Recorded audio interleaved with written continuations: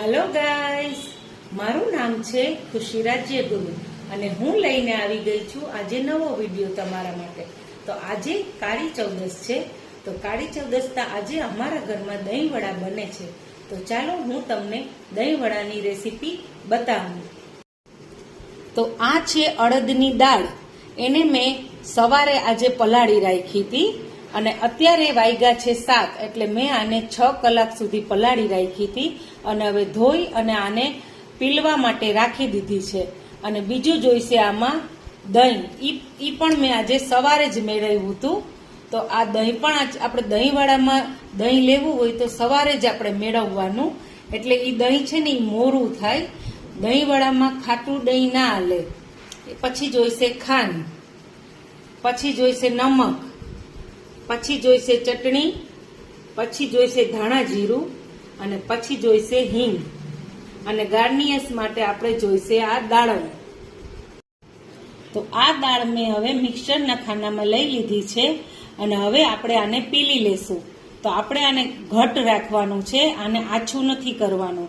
તો ચાલો હવે હું તમને આને બતાવું। તો ચાલો હવે આ દાળ છે એ પીલાઈ ગઈ છે અને દાળ છે એ આ રીતની રાખવાની છે ઘટ।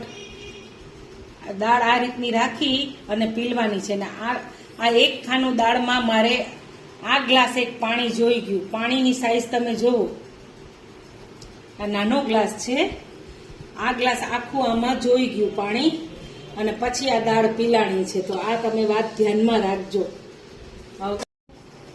હવે હું તમને આ દાળ કાઢીને બતાવું છું કેવી પીલાણી છે એ તમે જોવો।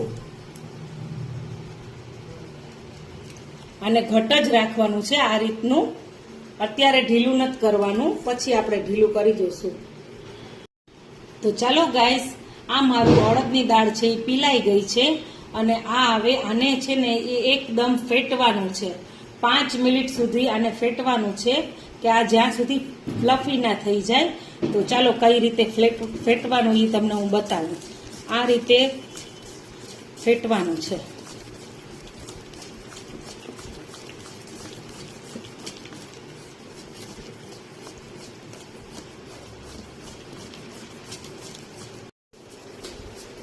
મમ્મા, તો હવે કરીને થાકી ગઈશ મિક્સ, હું તારે હેલ્પ કરાવું?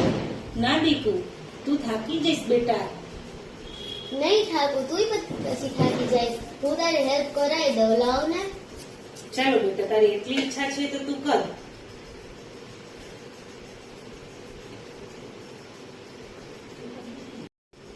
તો ચાલો ગાઈસ, આજે અમારી ડોટર છે એ મને કરવા લાગે છે કે મમ્મા તું થાકી જઈશ તો હું કરું, પણ આ ઢીંગલી પણ મારી નાની જ છે, પણ એને એટલું રસોડામાં ગમે છે કરવું બધું, તો એ જો કરે છે તમે જોઈ શકો છો કે એ કેવી રીતે કરે છે।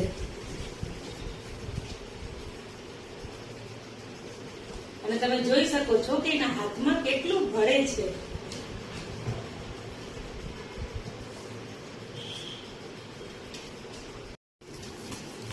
તો ગાઈસ, તમે જોઈ શકો છો કે હવે આમાં હવાના કણ ભરાઈ ગયા છે અને આ ખીરું છે એ ફ્લફી થઈ ગયું છે। તો આ ખીરું રેડી છે એ જોવા માટે આપણે શું કરશું, તો કે આવો એક પાણીનો વાટકો લેવાનો, એમાં પછી આ ખીરું છે એ આ રીતે મૂકવાનું। એ પાણીની ઉપર તરતું રહે તો સમજી જવાનું કે ખીરું છે એ રેડી છે। તો આ મેં મૂક્યું જે ડબકું એ ઉપર તરે છે, એટલે આ ખીરું છે એ ફ્લફી થઈ ગયું છે અને આપણે વડા તળવા માટે હવે રેડી છે। તો ચાલો ગાઈસ, હવે મેં મૂકી દીધું છે અહીંયા ગેસ ઉપર સુફરિયું અને હવે આપણે એમાં નાખશું ઓઇલ।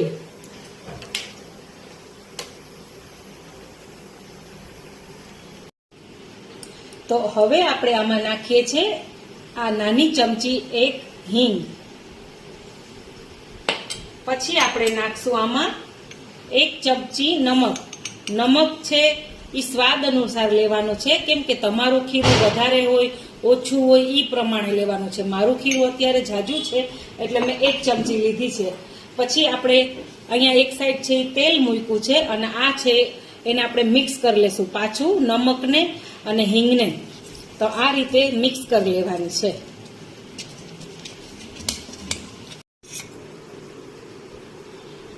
તો હવે લઈ લીધું છે મેં આ દહીં. તેલ ગરમ થાય છે ત્યાં આપણે આ દહીંની પ્રોસેસ ચાલુ કરી દઈએ. તો દહીં મેં ટોપડીમાં લઈ લીધું છે અને આ મિક્સર ગ્રાઇન્ડરમાં મેં ખાંડ છે એ દળી લીધી છે. તો આપણે આ ખાંડ દળેલી છે એ આ દહીંમાં નાખી દઈશું અને પછી નાખશું આપણે ચપટી એક ખાલી નમક, એટલું જ નાખવાનું છે નમક. અને હવે આપણે આ દહીં ને ખાંડને મિક્સ કરી નાખવાનું છે.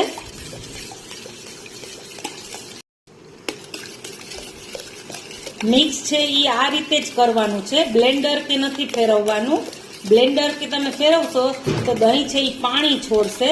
તો આ રીતે જ મિક્સ કરવાનું છે અને પછી આપણે આને મૂકી દેવાનું છે ફ્રીજમાં, એટલે દહીં થઈ જાય ઠંડુ.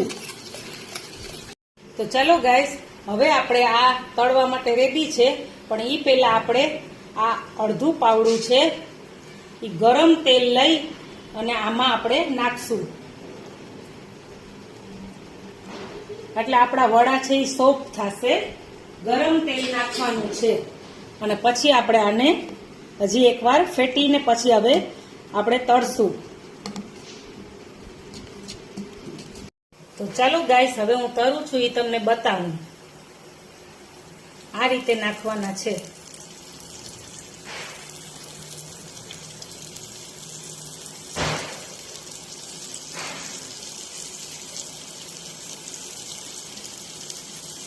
તમે જોઈ શકો છો કે કેવા સરસ ફૂલીને દડા જેવા થાય છે.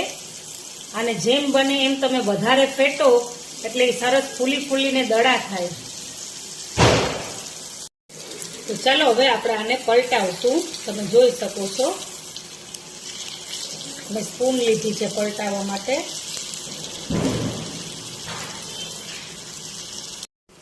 હવે આ ગોલ્ડન બ્રાઉન થઈ ગયા છે. તો હવે આપણે આ બધાને કાઢી લેશું. તમે જોઈ શકો છો કેવા સરસ ફૂલ્યા છે.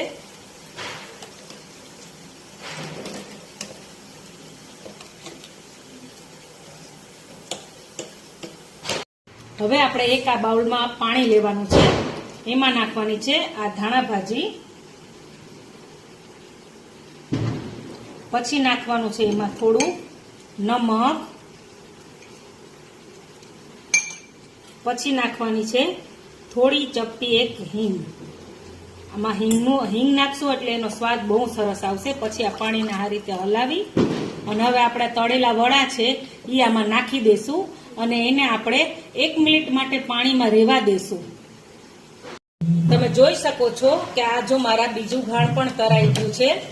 હવે આ અમારે પ્લેટ બનાવી છે, એટલે આપણે જ્યારે પ્લેટ બનાવવાની હોય એ પહેલા આપણે આ રીતે કાઢી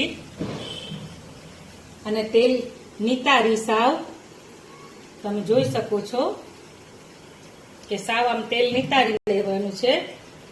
અને પછી આ વડા છે એ સીધા આપણે પાણી બનાવ્યું છે, જેમાં આપણે હિંગ નાખી છે, મીઠું નાખ્યું છે અને ધાણા ભાજી નાખી છે, એમાં આ નાખી દેવાના છે.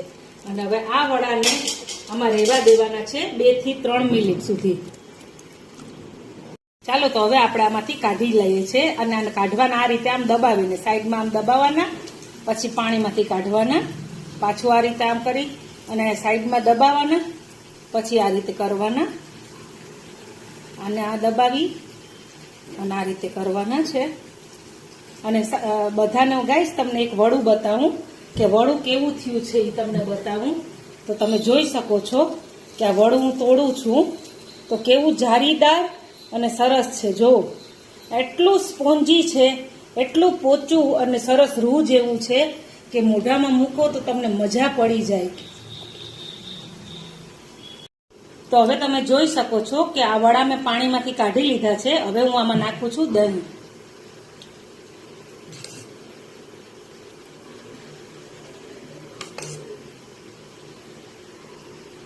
દહીં તમને જેવું ભાવે એ રીતે તમારે નખાય. આ દહીં નાખી અને હવે આપણે આમાં ચટણીની ભૂકી ભભરાવશું.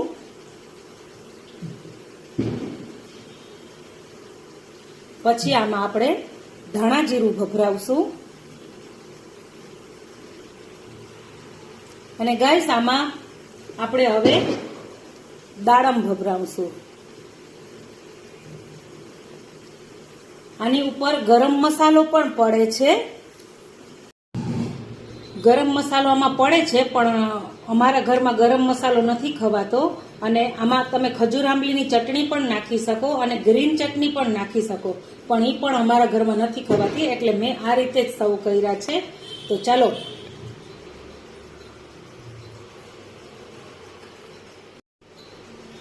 ચાલો ગાઈસ, આ દહીં વડાની પ્લેટ છે એ રેડી થઈ ગઈ છે, તમે જોઈ શકો છો. અને વડા તો આ એટલા સોફ્ટ બન્યા છે કે તમે વાત ના પૂછો. તમે આ આમ તોડો એટલે તરત જ આ તૂટી જાય છે અને સીધું મોઢામાં મૂકો. રિયલી નાઇસ બન્યા છે. તમે પણ આ રીતે બનાવજો, તમારા પણ વડા બહુ ફાઇન બનશે. અને મારી ડોટર પણ ચાખીને બતાવશે તમને. તો ચાલો આપણે એને પણ ટેસ્ટ કરવા બોલાવીએ. દીકુ આવી મમ્મા. તો ચાલો જેસી, તું મને ખાઈને બતાવ કે આ વડા કેવા બન્યા છે, સોફ્ટ છે કે હાર્ડ છે. ચાલ બેટા.